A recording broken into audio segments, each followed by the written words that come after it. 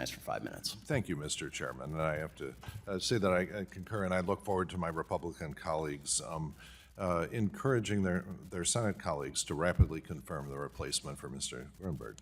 I think I speak for many members of this committee when I say that I was appalled by the findings of the Cleary report. It painted a picture of an agency plagued by toxic culture that has allowed inappropriate workplace conduct to persist for far too long without accountability.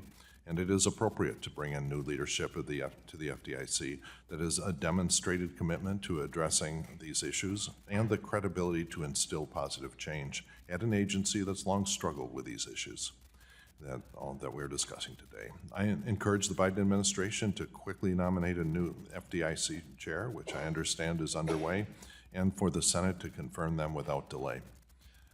From my experience as a business owner and as an organization leader, I know that culture starts at the top. Many current and former FDIC employees bravely shared their stories for this report, and it's important that swift action be taken to show them that their voices have been heard.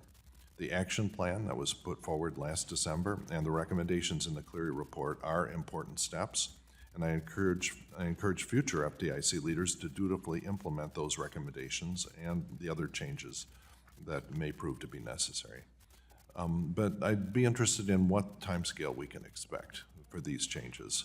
And I'll start with this.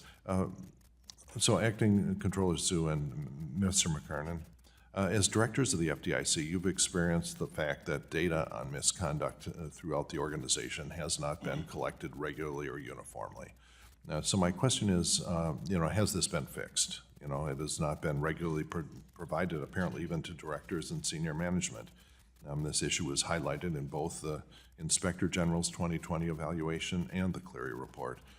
So first, do you believe this was an impediment to your understanding the full scope of what has been going on? And secondly, is that part at least fixed today? If there is a complaint that comes in today, is it being logged in a systematic manner? I'll start with Acting Controller Sue. Thank you very much for the question. So I think has been highlighted previously, record-keeping challenges at the agency have been an impediment to having the proper culture and the structure to be able to deal with these issues. That is one of the recommendations. It has to be pursued. There are some predicates before we can get to that, though. There needs to be a third-party expert, there needs to be an independent monitor, and there needs to be a safe reporting channel for all employees in order to get those foundations, so then that record keeping can be addressed in due time, so that all these recommendations have to be implemented in full. We're going to do that as quickly as possible.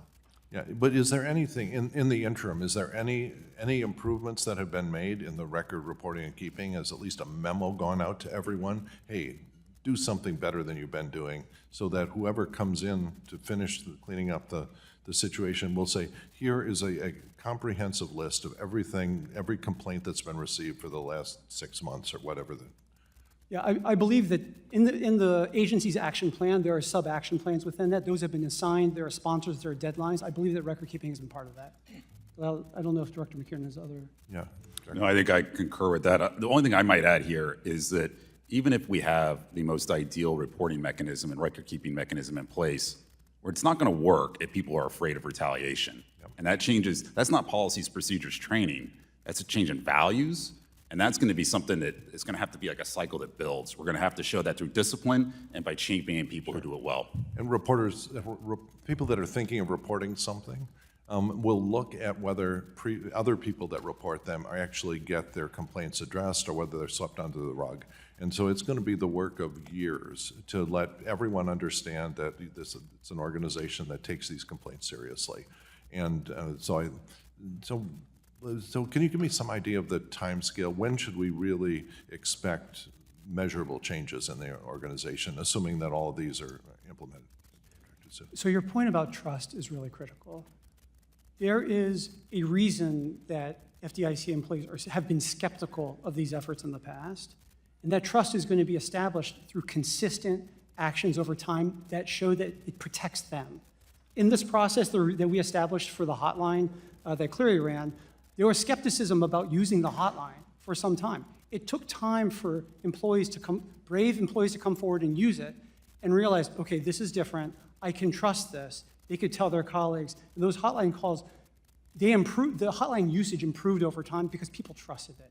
We need to do the same as an agency. That's why it's so critical that we stand up these new structures immediately with urgency, that they're credible and that people don't have that fear of retaliation. Yeah, and so we have to monitor that as Yes. as the Gentleman's pipeline time goes. has expired. Thank you, I yield back.